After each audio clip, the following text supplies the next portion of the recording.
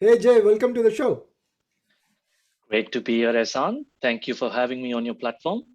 The pleasure is all mine, Jay, and you are one of those guys who has built his career very strategically. That's what I picked up from your conversation last time. So let's uncover your story and let's share with the audience who Jay is and what he does and how his journey has been. And let's let me also learn something from your journey. So if you could introduce yourself your way, which I probably wouldn't do that well, we'll start from there. Alrighty, sounds great. Thank you for that, Ehsan. So, my journey as an individual can be summarized into three simple phases. Starting from being an average student with big dreams to a defining moment in my life where I understood the importance of putting the hard work behind my dreams. And finally, reflections as an old man that I am today on why I do what I do, what my purpose in life is, and what have been the most fulfilling experiences in my career and my life in general. So let me expand that further and add some color to these three phases that I just spoke about. I was born and raised in a small town in the western part of India. And from an early age, I've been very interested in computers. I'm still fascinated by the impact that they continue to have on our society in general. My curiosity and fascination for computers came from spending most of my summer school holidays at my uncle's computer hardware store. It was at this store that I learned how to assemble desktop computers. And in a way, I feel it was this computer hardware store that was helping me sow the seeds for my dreams of working in the discipline of computers early on. Now, only if dreaming was enough. I was an average student through my schooling, and somehow I managed to go from average to below average at the time when it really mattered in life. So, Which is what Ehsan, year you'd 10 know or year 12? Which time you're talking about? year 12, Ehsan. So, having been raised and born in India, you'd know how year 12 results heavily influence what sort of major subjects you can and you Yeah, can't take at uni. And I engineer, still doctor, clearly engineer, remember yeah, engineer, doctor, and maybe accountant, maybe lawyer. I don't know if that was the case for you guys. absolutely spot on. And there's this very moment in my life which was a turning point that I still remember very, very clearly. I can actually define every conversation that happened on that specific day. So so let me just take you back to this instance in my life when I was 18. I was sitting down in the principal's office at an engineering college in Yavatmal. So I was born and raised in Gujarat, but obviously because of my poor scores, I'd secured admission in Maharashtra in Yavatmal, and my father was sitting by my side. Now, like I said, I secured admissions in mechanical engineering. My father knew where my passion was. It was clearly computers. So he asked the principal, what are my son's chances of switching to computer science if he does really well in his first year? Now, to this, the principal laughingly responds and says, realistically, zero. Look at his track record. He's, gone from average to below average, and he's constantly I've seen so many students, and there's a term that they use in Maharashtra. It's called OMS. So any student coming from any other state, they're termed as OMS students, so outside Maharashtra students. And he added more details and more color to this conversation by saying there's 100 or more such students that come to our college every year, and Hmm. there's handful of them that get through their The four engineering years degree in degree. 4 years. In 4 years, he said, like, I can count on my fingers how many of students from Gujarat or from other states that come and then they clear the degree in 4 years. So he clearly was challenging my father that, forget about him getting through to computer science, I'd be really happy, and if I was his father, if he gets through his degree in 4 years. So now, having been in that situation,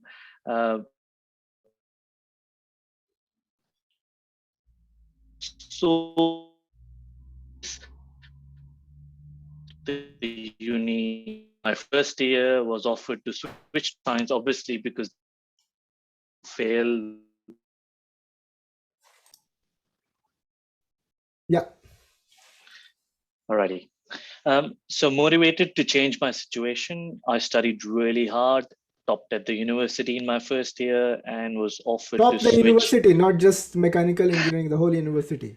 the whole university in my Wow. first year. So throughout the 4 years, every year I had my name in the local newspapers for topping the Wow. universities or for being one of the top 5 people within the university from representing this college that I was a part of and topping the university.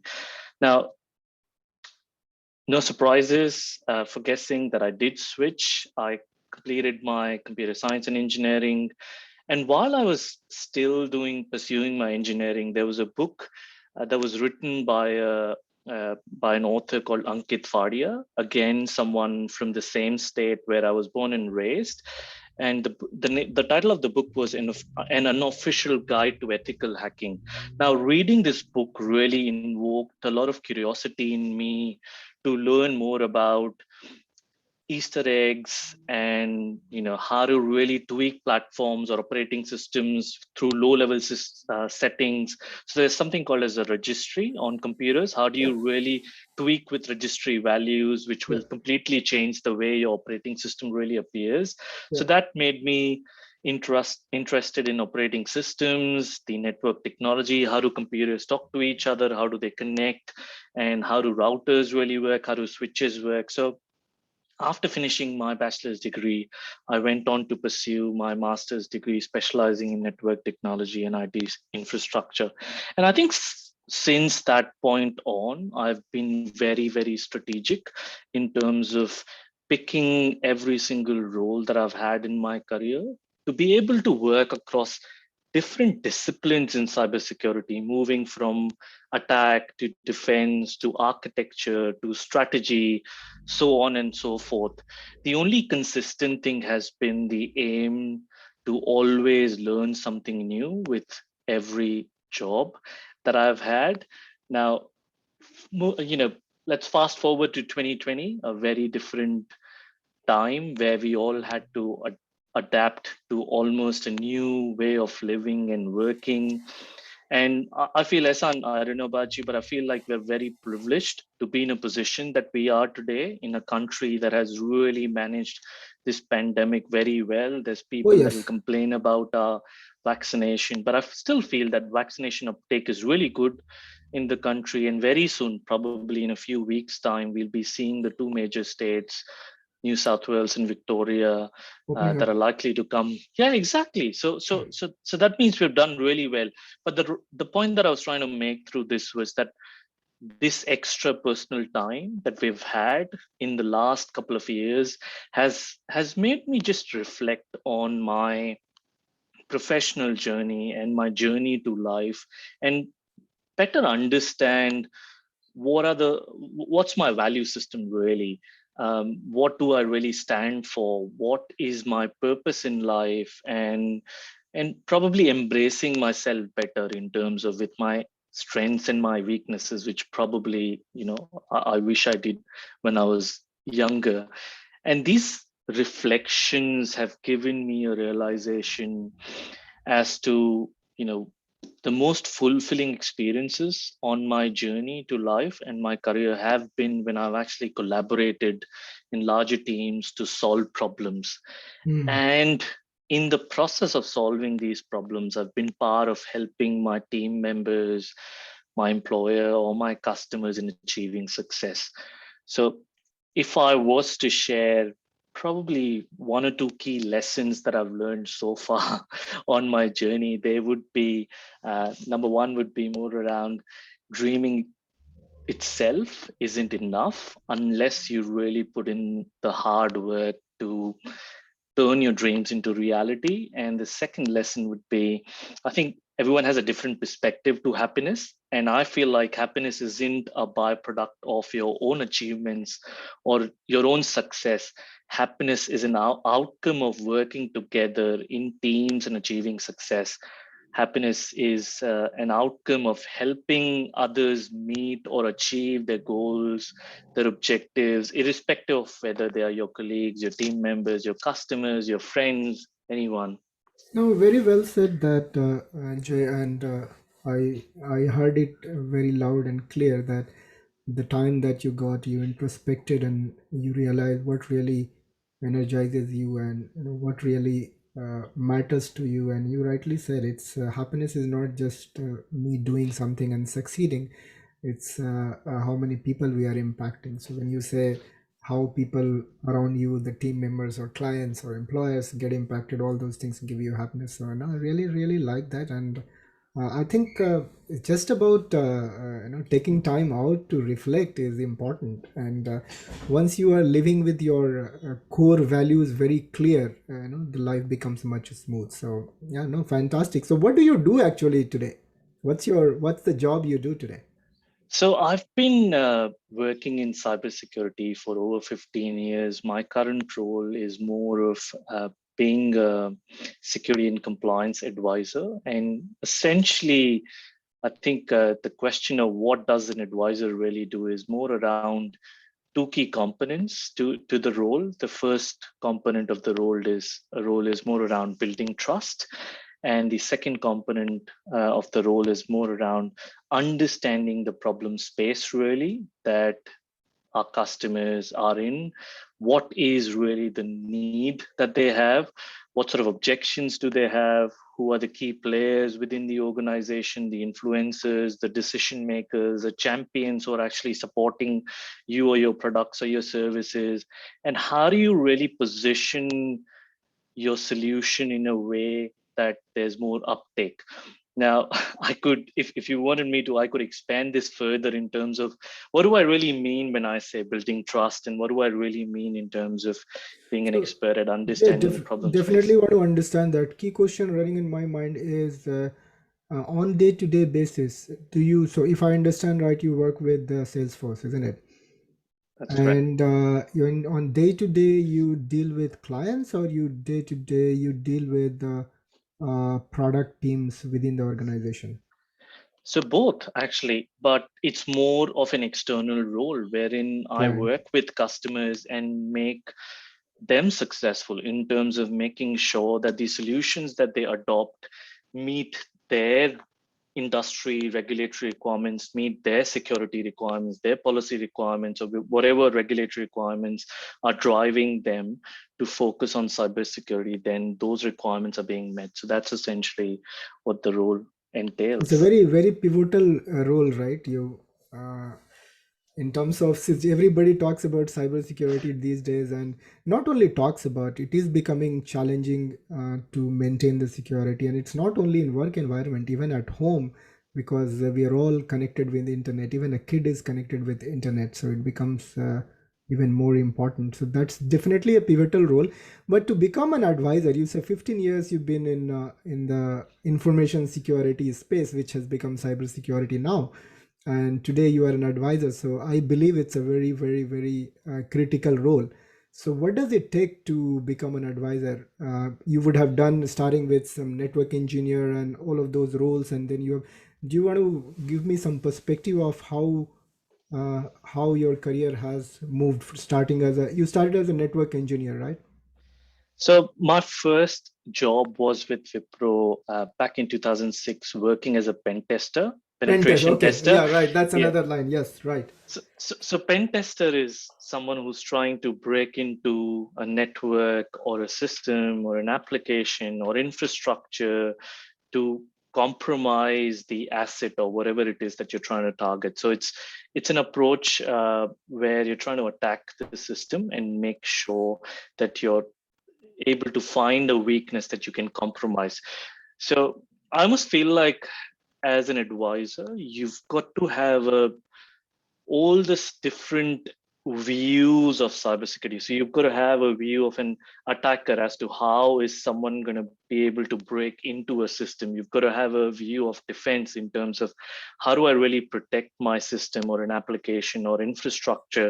You have to have an architect's view of designing security control. You have to have a strategic view of how to look at the bigger picture, and what are the areas that I need to focus on. Just because I feel like this actually takes me to an interesting point around how I feel the game of cybersecurity itself, or the sport of cybersecurity itself, is a very unfair fight. So I'm into boxing, you know that, Ihsan, and anyone who's into boxing knows how fair the game is, because you either throw punches or you're trying to defend from the punches, right? And Yes. both of the opponents have the equal opportunity to either hit or defend. Yeah. But when we talk about the cybersecurity game, I feel like that, that's a game where there's the opponent, or cyber criminals or cyber crime has an unfair advantage because they're collaborating at a much better speed. They are innovating at a much greater pace than the good guys who are cybersecurity teams. And the only reason is, again, like I said, it's the collaboration element. Cybercrime in the past used to be, criminals in hoodies trying to hack into computers and steal data, but then they evolved to groups with similar ideologies, and then they now evolved to nation sponsored states where the government is behind funding these cyber criminals.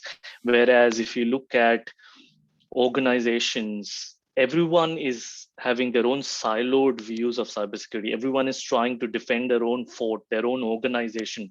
There's very limited collaboration between organizations in the same industry, or organizations across different industries, between the government and the private sector. So unless we get to a level where there's similar amount of collaboration, like the collaboration we see in the attack space, how it ever going to be able to catch up? And which is where I feel blessed to be in industry where we constantly keep evolving, Mm. and it feels like it's a puzzle. And by the time you get to the point wherein you've solved the puzzle, it feels like we've moved 10 steps backward, and the coordinates change and the puzzle completely changes, and we have to rework on our strategy to solve the puzzle. So it's that sort of, that's my It's quite analogy that I it's quite use quite in terms of. interesting. Quite interesting, Jay. It makes a lot of sense. It was quite interesting to know that the bad guys are growing faster than, not growing, meaning innovating faster than the good guys, and that poses much more challenge for people like yourself, who's on the good guy side. Yeah, What true. I wanted to get now from you, Jay, and again, it's for the benefit of the community. So my focus these days has been sharing ideas and resources to people on thinking that career is no more just a vertical linear path, which was the case before. Maybe you are one of those guys who's not, I mean, you have been in the same field for sure, but you've not been like programmer to manager to senior manager. That's not the only path you have chosen. And the fact that you are an advisor, it doesn't look like it's a simple straight linear path. So starting in the beginning, again, it's a typical role. Somebody starts as a test analyst, somebody starts as a business analyst or programmer or whatnot. Somebody grows into a project manager, program manager, and all kind of things. Somebody grows into architecture role, and somebody in business analysis. But around 10-15 year mark, people start to feel stuck because they don't know what to do next. And that's where I see most of the people having challenges. So if you can start with your pen testing and how you have progressed, not into a lot of detail, but into just giving as a view of, okay, from there I thought I could do this and then that, and that's how you, so give some perspective where people can understand, oh, okay, that's another way of looking at it which I did not think. Fair enough. So I'm going to share some details of the challenges that I was posed with uh, through interactions with customers or with friends or colleagues that challenged my thinking. So while I was working as a pen tester, pen testers really operate from a closed sort of network from labs where they get a set of IP addresses that they are now trying to attack and break in. So this is a place where there's not a lot of opportunity for you to be customer facing or interacting with anyone. You're just in a In a dungeon room, sort in of a a lab. lab, Yeah, in a lab, and just working through it. I yeah. got to a point wherein I'd learned so much automation in terms of, okay, I want to run an Nmap and then I want to write a script which follows it up with a Nessus, which then does a few more things and uses a platform called Metasploit, which probably I'd used back in 2006.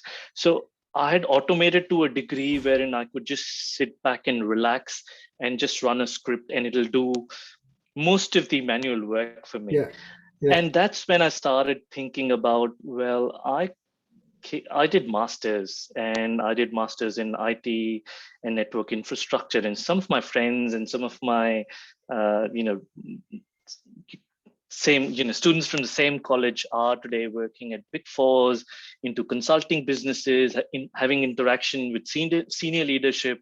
And I'm just working out of a lab in a dungeon. So I need to get out there and do Hmm. something different. So that was the first challenge. So my first switch from Wipro to KPMG, Big Four, that was the trigger for me to switch. Right. Now, really enjoyed working at KPMG, different sort of So what exposure of. what role did you go in? So you utilized your experience. That's what you would have positioned as, right? So this is what I know. This is what I do. What role did you get in KPMG? So I was very upfront, and thankfully, what had happened was one of the mentors that I was really working with, or who had hired me from college, he had moved over to KPMG. So I think somehow naturally I had this ability to connect with people and continue. It's not just about establishing relationships, but maintaining those relationships. And somehow I think. Um, Through my growing up, or somehow I had those capabilities to network with individuals and continue to fuel those relationships. And that's how I met when my boss moved on, or when my mentor moved on to KPMG. I spoke and I had a conversation with him, and I was like upfront, I don't want to do the same things that I'm doing here. So Mm, if you want to hire me for the same thing, I'd rather say that I'll try somewhere else. I want to do things differently. I want to do audits. I want to do assessments. I want to be an advisor. And he was like, okay, fine. I will give you this opportunity. There will be times when those sorts of things aren't really available for you to do.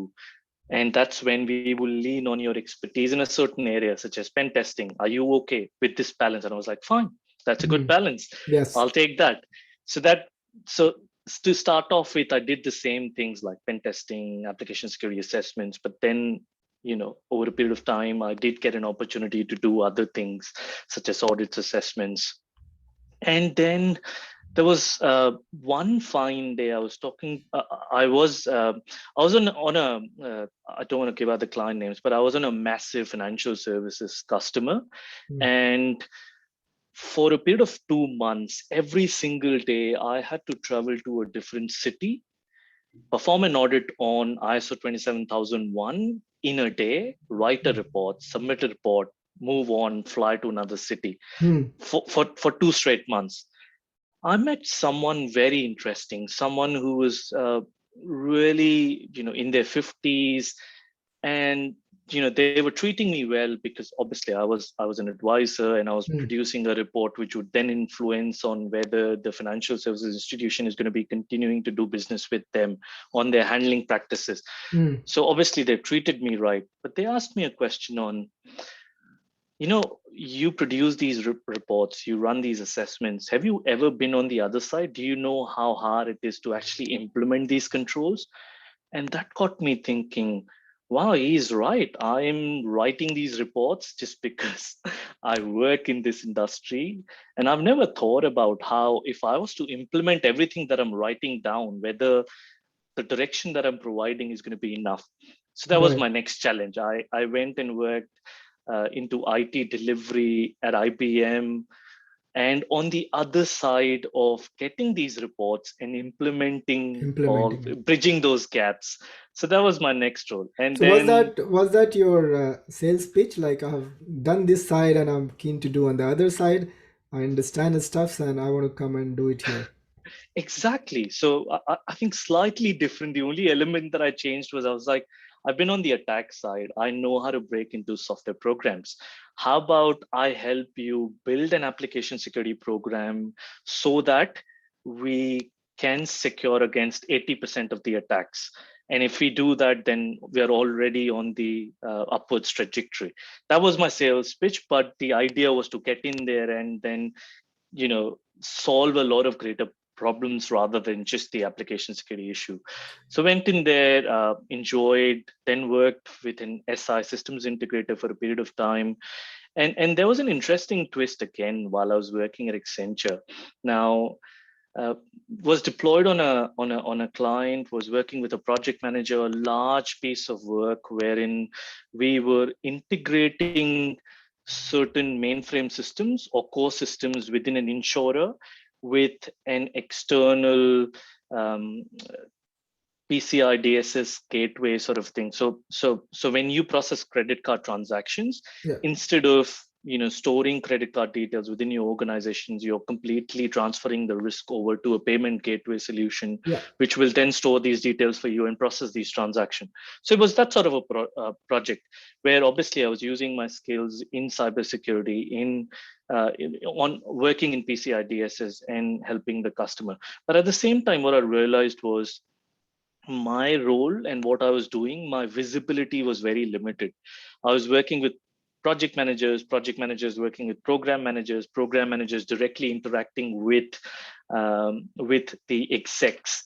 And I was like, I really want to try Mm. moving and doing a project manager gig or a program manager gig, but it wasn't that easy. I wasn't directly able to get into that. So through after Accenture, I went and worked at a bank, CBA. After that, after working at CBA, I finally got an opportunity to do the project manager gig. Did that for a period of time, jumped again to program manager, so that I understand really how to deal with execs, how to work with execs, how do you really understand the bigger problems or the bigger scope of problems rather than the granular problems that we're trying to solve on a daily basis. So it was, I think, with every move there was a new challenge, or there was curiosity to figure out how do you do beyond the scope of work that you're doing today. And and I've always had one simple rule, or maybe one or two simple rules in my life. One has been more around, you have to constantly learn and evolve. The second rule is mostly around how you've the moment you start getting comfortable in a job wherein you know exactly what are the kinds of customers I'm going to be dealing with, what are the kind of questions that I'm going to be asked, that's when you've got to switch. That's when you're likely to get complacent. You might start Mm. operating on your muscle memory, and you would stop Mm. using your brains, and that's an alarm for you to go and say, oh my god, I'm completely switched off, but I can still do Mm. my job. That means Right. I've Right. got to move, I've got to do something different, or extend my portfolio, or completely try something that I wanted to do. So Right. so Right. that was a really long answer, but I think that's how it No, I got that. it's I definitely got that. So you started in pen testing, then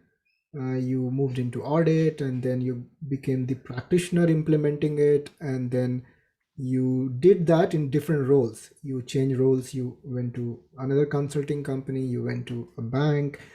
So you were now changing roles to get more and more visibility of business directly. So something was hitting you all the time, like I want to be in front of the business, which is what you did because you realized project and program managers were getting that opportunity while in your role you were not getting the opportunity. Now, while you were doing that, there was an element of aspiration and ambition that you have. But did was there any element of fear? If I change my role, will I get a job? If I change my role and it doesn't work, how should I? Will I go back to audit? But I haven't done audit for a long time, or can I go back to pen testing? But I haven't done that for 8 years. Did you have any one of these kind of doubts or fears on if something doesn't work, what happens? I think every single time you're trying to move out of your comfort zone, you're taking a risk. But at the same time, the more number of times you take risk, your risk appetite grows bigger and bigger and bigger. And then you will become more and more confident of knowing, well, if I don't get this role, I'll still be able to do something else, Mm, and I will be able to survive and get through. And I think it's just, you know, telling yourself that, mm, unless I challenge myself and I learn something new, how am I ever going to evolve? I think mostly one thing that I feel I've done very differently is, human tendency is to compare ourselves to others, and still on a correct. bad day I do compare myself to Yeah, others. yeah, yeah. But I go back to comparing myself to who I was on the previous day, in the previous week, or the previous month, as Fantastic. long as I am growing from one day to the other, I'm on the Awesome. right track. The Awesome. moment you start the moment you stop growing or measuring yourself against yourself from the previous day, I think that's a very sad place to be. And Understand. unfortunately, we tend to get there, when things aren't really going well in our life. But it's just that holding yourself accountable and, always comparing yourself to yourself from the previous day. No, very true, Jay. That's how it should be rather than comparing ourselves with somebody else who has a different journey. Why not I compare myself with how I was yesterday? And if I'm not really changing, which means I'm not really growing, and it should be as straight as that. Anything, any of the changes, see, I really want to get a little bit out here on the changes because that's where most people struggle. Change is challenging, and anyway, life is going on. Anyway, there is something coming at the end of the month, and we are having cool time. So why to unnecessarily become uncomfortable, right? But when you become uncomfortable, you do get challenges. So all these changes that you went through, do you remember anyone which was quite difficult? Some sleepless nights and things. Anyway, finally it has worked out. Anything that you want to share just to highlight that challenges are part of these the changes that we do. Yeah, so the move when I was working for one of the top 10 technology banks in Australia, and one of the top 4 banks in Australia, going from a permanent role into a day rate contractor as a project manager with a 3-month contract in hand, is in itself, when the times were, weren't really looking up, in terms of they were getting tough for me personally in my life. Taking on that challenge was hard. But I think there's one thing, or there's a graph that I've seen which Angela Duckworth drew when she explains grit. So let me probably step back and share a phrase which I think will help listeners really understand the intent behind sharing this graph and how we need to constantly keep challenging ourselves. So hard work beats talent when talent doesn't work hard. A lot of people think that you need talent in order to be successful.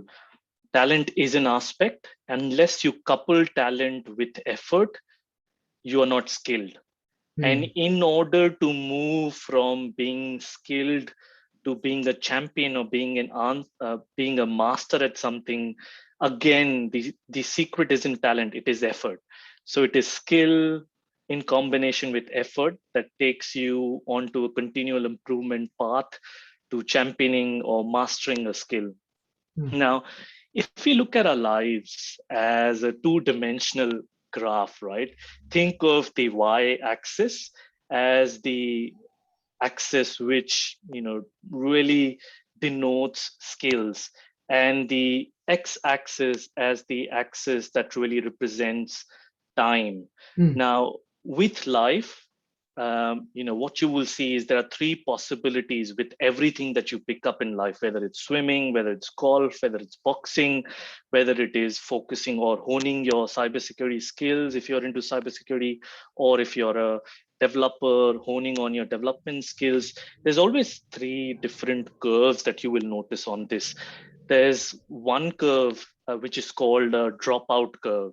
Hmm. We start developing a skill, however, soon we lose interest and we drop out from honing that skill any further. For example, you move to Australia, you're surrounded by ocean, you want to learn swimming, and you're in your 30s and you're like, oh shit, why did I not pay attention to swimming? And now I want to learn swimming. Mm. Now you get into it, but then you realize that, oh my God, there's kids that are swimming, they're naturally good at it. And I'm a 30-year-old. What am I doing in the pool? I Mm. can't even control my breath. So that's the dropout curve, right? You start trying something and you straight away say, no, no, no, let me not do that. I didn't do it until 30 years of my life. Why would I do it now? So that's Mm. the number one dropout curve. The number two curve is the arrested development curve. Now we start developing a skill, we continue to hone this skill for a period of time, you get to a level where we are good at something, but then life happens. We reprioritize, we stop honing the skill, we prioritize something else. It could be something as simple as public speaking, building a brand for ourselves on social media such as LinkedIn, writing a book. There's a spike of motivation that we get, we start on this, we want to read everything about how do we write well, or how do you build your brand, how do you develop content. You want to do public speaking, you do storytelling courses, you start the journey, you start reading about it, you start putting your hat in the ring for public speaking engagements. But all of a sudden there's something else that you have to prioritize, and Mm. that's when you stop focusing or honing your skill. And that's the arrested development, wherein you Mm. get to a certain stage Got where it. you have acquired some skill, Mm. but then it just starts flattening out. Right.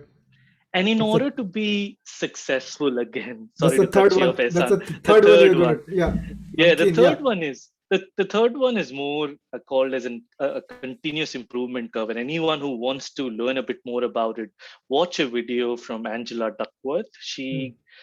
She spoke at a university, I think it's Penn University, Mm. where she spoke about these three curves, and that just resonated with me so much. So that, going back to the point of the third curve, which is the continuous improvement curve, this is where we identify the skill, we are passionate about it, we work in the same domain, and continue to hone this skill beyond a certain point. And I don't know if you've read this book from Malcolm Gladwell, wherein he talks about 10,000 hours, Yeah. which basically means, if there's anything that you want to be good at or great at, you've got to put in 10,000 hours. And Mm. if you try to measure what is this 10,000 hours, if you put in 8 hours a day, if it's a job, 3.5 years is when Mm. you've completely honed your skill or you're mastered a skill. Mm. But if that industry stays consistent, if I just bring this back to cybersecurity or technology as an industry, Mm. there's so much of constant evolution that the Right. 10,000-hour rule that Malcolm Gladwell gave us wouldn't really stand true here. Mm. Now, the point that I'm trying to drive through this is that it takes effort to develop skill. And unless and until you continue to back yourself and you continue to apply more and more effort, you're not going to be able to, achieve that continual improvement curve. And, Mm. and I almost feel like we've got to look at our lives and understand these three curves, and recognize where is it, what skill did I really start on probably early in your life, when your parents forced you into swimming. You probably never were interested because it was, whether it is swimming or singing or is it playing piano. So you pick what you really like. So Mm. that goes through the first curve, the dropout curve, and then arrested development. Each one of us can find out what curve and what skill does match each of these curves. I Mm. thought that it'll be relevant to share No, I this loved it, with man. the The audience. dropout and then arrested development and then the continuous improvement. And being in IT and working for large organization, the continuous improvement word is used a lot, and we kind of do it for our employers and organizations. But when it comes to doing it for ourselves, it looks like we don't really pay attention. So I got what. So I learned few things, Jay, and I look at these as core principles of building career. So first thing you start with, you had a boss who happened to be your mentor as well. So he kind of created a path for you to get into the big four. Second thing you said, it came to you naturally developing relationship and nurturing it, which is extremely important. A lot of people look for their relationship and the phone numbers when they look for the next job. Okay, so that doesn't really work, and there is no silver bullet, like, when you need it, it will happen. It doesn't happen that way. So I got that point. So I want to ask few questions on mentorship, but I just want to summarize. So networking was one thing, building relationship, which is part of networking, was another one. Mentorship is another thing you talked about. Then you looked at, you said, if you when you start to do your work in sleep, you are already late in the game, in a way, right? Because you've already True. mastered what you are doing, and now you stagnated. And when you are stagnated, you are actually not stagnated, you are going backward. So that reminder was very important. Once you start to do your work very easily, you need to look at the next thing. And again, I would say, when it starts with looking at the next thing, look at people who are doing differently. And of course, if you have built relationship and you have people who are ahead of you or their mentors, they will be able to give you ideas on what to do next. So I'll ask you some of those questions. But networking, relationship, mentoring, continuous development, not on the dropout or arrested development, continuous development. Pick an area where you want to master. Like for you, you've been in the from pen testing to now being an advisor at Salesforce in security and compliance. It's the same thing, but you've got much deeper and wider. And it's not only the technical skill, you understand the way business thinks, the customers think. So though the core skill is the same, but you have expanded it and you've gone wide and deep. So it's really powerful. So this is how I summarize: networking, relationship, mentor, be aspirational, be strategic. Once you start to feel you are doing your stuff very easily, move to the next thing. um, what was else? The skill development, which is the continuous development, is really, really important. And pick your battle. Don't compare. We don't have to compare with anybody else. As another thing you said, pick your battle, compare with yourself, how you were yesterday versus how you are today. And if you're moving forward, you are in good shape. So these are the things that I learned. I want to understand the mentorship aspects of it. So when you were making those changes, were you making all these decisions on your own, not, sometimes scared, like, is it going to work, not work, or you still had people whom you could bounce the ideas with? Um, I would. I, I'm thinking of a saying. I think it was along the lines of your vibe attracts your tribe. You Yeah, absolutely. need Yeah. to you need to surround yourself with people who want to grow Yeah. and at the same time are happy with seeing you grow. Mm, So unless and love until it. you have invested more time in people who really care for you and want to see you do better in your life, and you've got to have tons of them. You can't really just count them on your finger, and each one of them will have a different view of life. Mm, And I don't know, I'm sure you'd agree with this, Ehsan. I think everyone that you meet has a very unique view of life, and that is created through probably a lot of influences, like the way where they've lived their life, what parents were they born to, what sort of experiences they've had in life, what sort of circumstances and situations they've been in their lives. And which is where it's so important to get a different perspective. mm, You will always find people who will support you, but I almost feel like that isn't enough.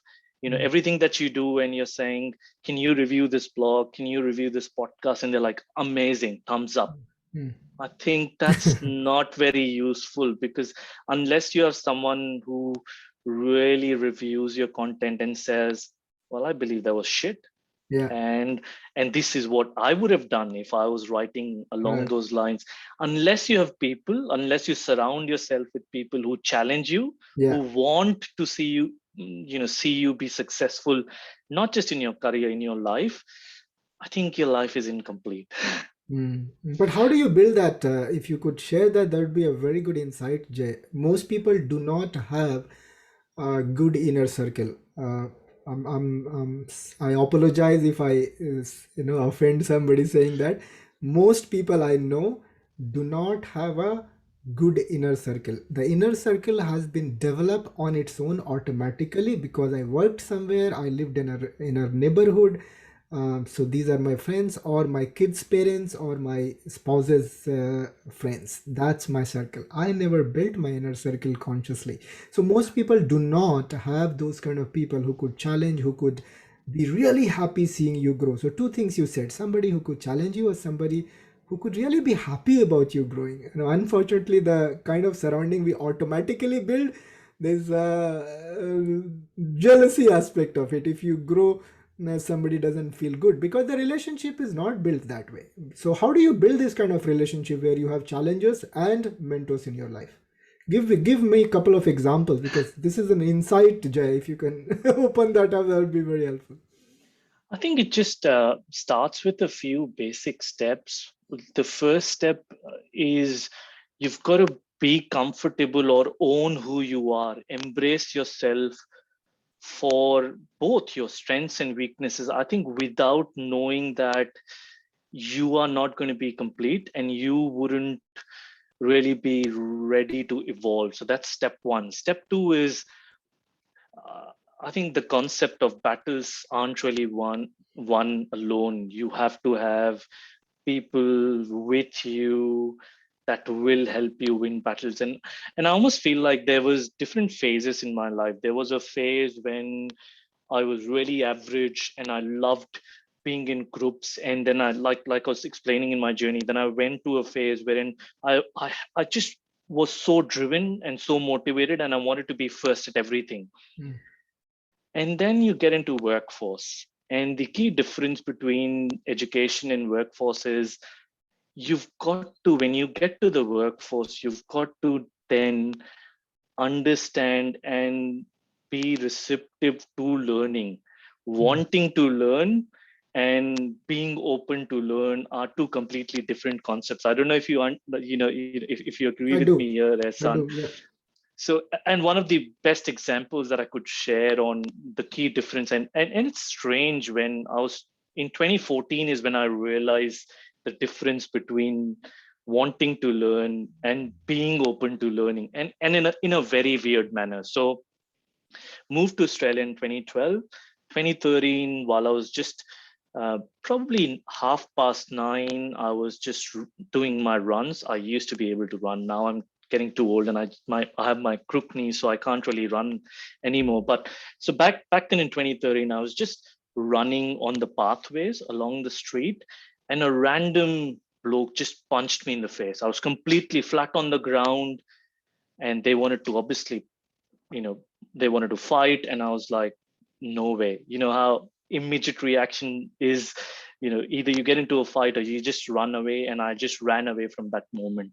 Mm, That didn't feel good. That somehow felt like, oh shit, i, I should have at least stayed and let him realize what he just did to me. mm, And then if that person still wanted to fight, I could have just walked off rather than completely just running away with. Sometimes, it's important to tell people when they've wronged, call them mm, out. mm, So lots of learnings from the story, but that triggered me into learning self-defense. That's when I started going to a boxing club. And this boxing club that I used to go to, the owner of the boxing club was Kim. And I shared the story with her, and she was like, yeah, let's get started. So every month there used to be like, um, it's like a, not a competition really. They just, in order to check whether you're really learning the techniques of defending yourself, they put you against an opponent, and you have 2-minute rounds, 3 rounds, and you're not really punching someone in the face and hitting, dropping them down on the floor. You're just trying to show them that you had a weakness. I could have punched you on the rib.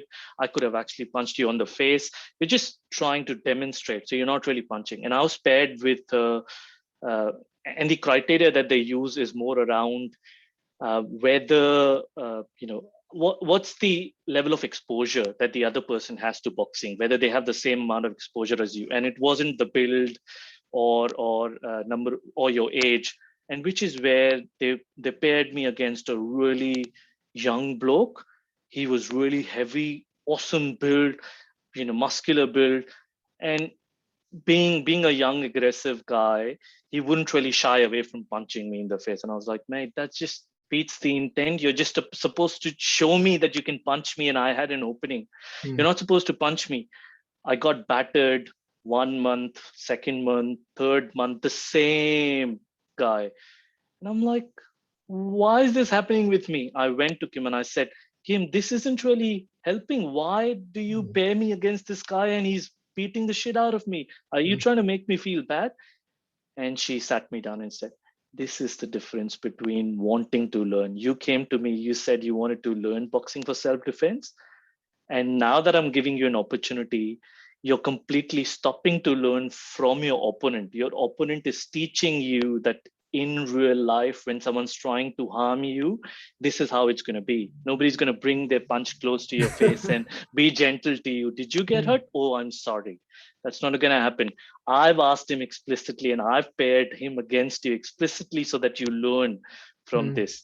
So Mm. imagine I went to her in a Mm. situation wherein I wanted to learn self defense, Mm. and I wasn't open to learning. So that, I think, in a way, that I get just that. clicked the So switch in my head around how sometimes we really want to learn, but we're not open to it learning. was very visual, Jay. I could see the whole picture, and I just, in one word, I call it being coachable. Everybody says I'm coachable, but you got to ask yourself again whether you're really coachable. So, but you have still not given me the answer of how do you build a inner circle or a surrounding around you, which is a strategic, which is not by default. I gave you example of how default inner circle is created. You have to tell me how a strategic inner circle is created, which is made of people who could challenge you. So they're meant. So these are the kind of roles I look in my inner circle today: challengers, mentors, encouragers, networkers, and there was one more I forgot. So I look for these kind of elements in an individual. I mean, I'm kind of whispering in your ears right now. I look for people who are well networked, and some people have all of these things or combination of this, but some are very specific on that. Like there's a challenger guy who's like always challenging. I mean, you'll like sometimes you'll cry like the amount of challenge he throws on you. So true. The supporter guy is always, you could feel that he feels, or he feels the success of you is his or her success. That's the kind of supporter you want. And then the mentor and the connector and couple of more roles. You got to tell me, how do you create with your connect dot, go backward, connect the dots and see how you have created some of these roles in your inner circle that has helped you. I think I was heading in the right direction, but because I started sharing a story, I completely got drifted No away. problem. So thank you for bringing me back, Ehsan. I think, like I was starting out to say, that you've got to first rule is to embrace yourself as to who you are, what your strengths and weaknesses are. Because unless you know your weaknesses, you wouldn't know what areas to focus on. And then being open to learning is the second lesson that I was trying to share. As long as you do that, I think the central idea or the core theme is that once you get into workforce, you can't really do everything. You have to lean on the others and learn from the others. The more you demonstrate vulnerability, the better you connect with individuals. The more you connect with individuals, the more Mm, you learn from them and know from them. And mm, that's where you will try and understand, well, this guy speaks really great. Or, this person has a very natural skill to connect with individuals, or someone is a great orator, or someone mm, knows how to connect with everyone, or someone is a great listener. For example, Ehsan, the way you summarized my story, I could picture every single element that I just said, and I just said it in a very zigzag manner. It wasn't mm, structured the way you summarized it. So, mm, which clearly tells me that you're a great listener, and it's an amazing skill to have. And which is where, once you've identified that my weakness is I'm not a good orator, I don't have the right tonality in my voice, I need to focus on my body language, Mm. then you've got to start identifying the people around you that you Who know are already. better, Mm. Mm. and then work with them. You've got a brilliant strategy, and which clearly demonstrates you're far ahead in your journey, Ehsan, than I am. I haven't got that sort of a strategy wherein you have a mentor, you have a challenger, you have a supporter, I'm and one learning a these things. collaborator. Jay, But I mean, we are all in the same journey, and it's been very recent. I have started to learn these things, and yeah, I'm just implementing. So I didn't have these clues at all when I was inside those four walls. I didn't have those clues like how things work, and I felt trapped, and I felt like I could do more. I have more potential, but I wasn't able to express my potential, and because I didn't know some fundamentals. That's why I said these days my focus is more about bringing those awareness and resources and guidance to people. Everybody is smart, Jay. Everybody is smart enough. It's just the lack of awareness, sometimes lack of inspiration, and it's all kind of interrelated. If you are in a community where everybody is inspired, if you are the laziest person, you will get inspired because everybody else is inspired around you. So all of those things that you talked about, the right surrounding and the people, all of those things matter. So now these days, because I'm consciously building relationship with people, I'm seeing these kind of people. So somebody talk to me this formula, the challenger, the connector, and all of that. I didn't know all of those things. Which book do you learn all these things? Tell me, Jay, in your cybersecurity or in my Java book or in my sales book? Nowhere I learn all these things. absolutely, Okay, you're so true. You're so yeah, true yeah. there, So Ehsan. so it's all with people, man. I'm just learning from people like yourself. So, True. anything else on the building this inner circle, which I believe is one of the most important strategic initiative anybody should have, building the right inner circle. I think it's just viewing people in the right way. I almost feel like while I was growing up, my mom constantly kept on repeating a quote, Jaisi Drishti Vaisi Shushti, which Mm, essentially translates to you will find what you look for. got it. At that point, I probably didn't really pick what it meant. And fairly recently, it's very interesting. While I was talking to my mom on the phone and she was sharing a story, and I was like, Mom, I think you're looking at things very differently.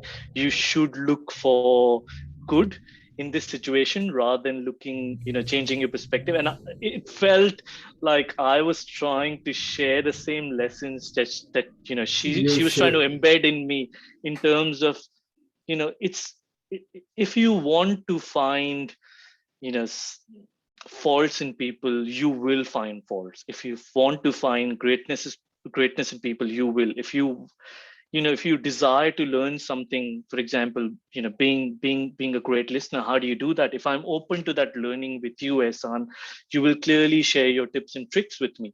And Got it. it's you just being open to seeing people in a different light. I think that's Openness. Yeah. one thing. I That's it. don't know how to even explain it better, No, but I that's get that. something that stays with me. I think that's how it starts, and of course, being strategic about it. So, in kind of wrap up, Jay, I want to ask you a couple of quick questions. So now, you are in a pretty prestigious organization in a very prestigious role, and you have already played all those intermediate roles of project, program, audit, pen testing. What next, or what are the couple of next stages where you feel like you are still going to go strong on? I think what's next for me is fairly over a period of last 12 to 18 months is where, again, through reflections, I've really identified what my purpose is. And my purpose is just three simple words: make cyber simple. It's now, how do I continue to do this and make it more obvious through my behavior, through my presence, through my brand? It's now, how do I develop this as a brand so that when I go to, so I work on a program called Sandbox for Education with UNSW, wherein the intent of the program is to bring the industry and educators together to work with students and make them workforce ready. How do I use Make Cyber Simple as a brand in this interaction with universities? Got How do I use this in my job? How do I use this in my life? So I think that's one thing that I want to get to next. Continues recognizing what my purpose is one thing. Now trying to make this real is the other thing that I'm trying to get at. That's very nice, man. Anything on the career progression side? Any further aspiration? Um, I think like I've shared with you, Esan, I feel like it's not the titles and it's not the brands. You get to my The age, role. and I mean, I think it's about role, that because you were pretty driven all the time by, what next is my role. It's kind of done. So when this role gets done, what's next? Have you thought about it, or not really focusing on it right now?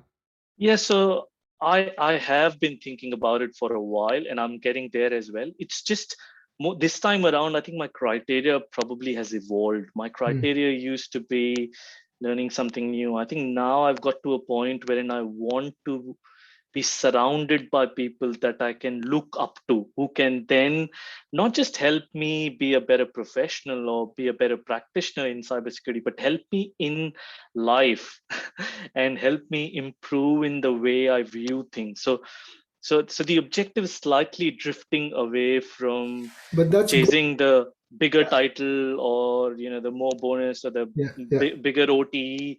It's more around, and not even a bigger brand. It's more yeah, around, how do I work with people that I really look up to yeah. and can learn And from? I think that's gold, Jay. If that happens, then everything else automatically gets taken care of. So that was fantastic. Final question. You have come a long way, and you have your own share of mistakes and good moments, aha moments, and successes. You're pretty satisfied with where you have reached. If you had to go back and talk to that 21-year-old Jay again, what would be one or two advice you would give?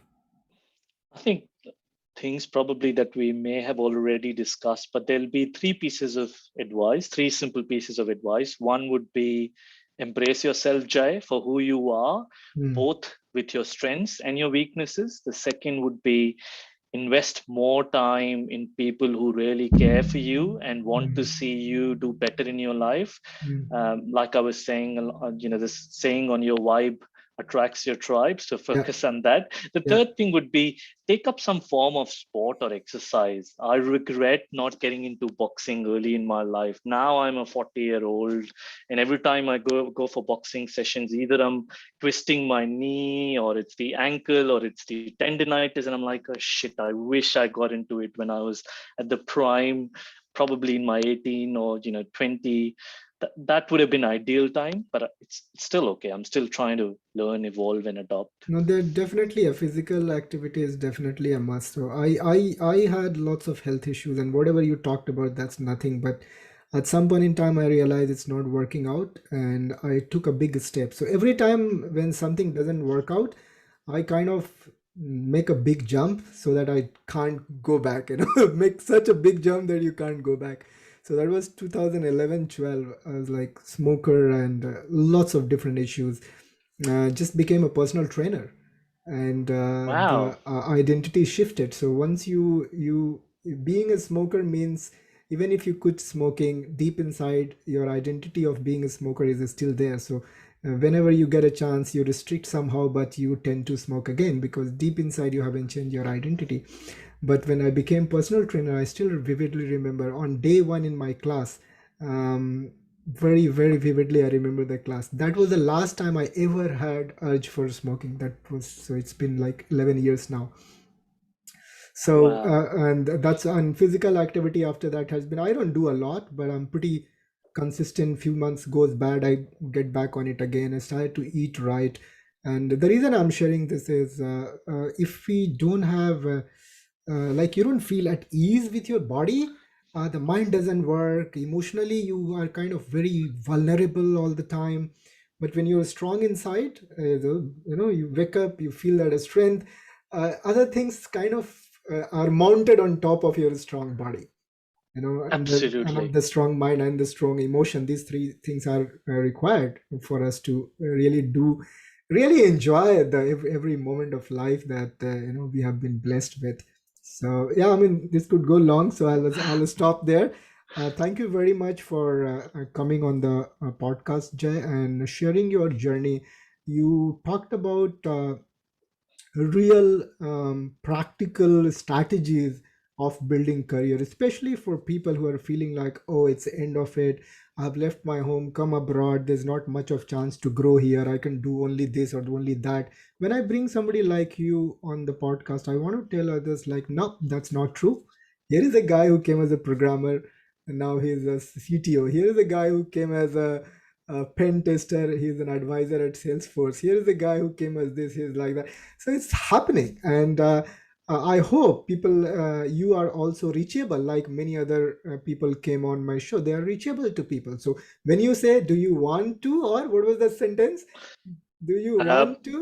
Wanting to learn and being open to learning, Open is to that learning. the Yeah. one? So somebody who's open to, can I know, what's the contact if somebody wants to reach out to you, Jay? Are you reachable readily on LinkedIn or anywhere, or you are reachable to people who are open to? I am definitely the only social media platform that I'm on is LinkedIn. So my Okay, first name is Jai, my last name is Hira, and more than happy to help in any way, shape, or form. Uh, fantastic. like I shared, I always look at people in a way, where every interaction or every relationship leads to something. It's really important to be less self-oriented and help people in their own journeys, just because I feel like I've gotten so old. No, you're not and well. I've aged Thank 10 you. years in the last 1 year. I really feel like that. Mm. And I think that, just if there's anything that I could assist anyone with, please feel free to reach out to me via That's LinkedIn. that'd be And wonderful. So I will mention your LinkedIn connect on show notes. So yeah, all good. Thank you for coming again, Jay, and it was wonderful talking to you. And really appreciate sharing the strategies. And that was my main motto of you bringing. You're the guy who says I've been strategic about it, and I really wanted to bring that detail out. So thank you very much. thank you so much, Ehsan.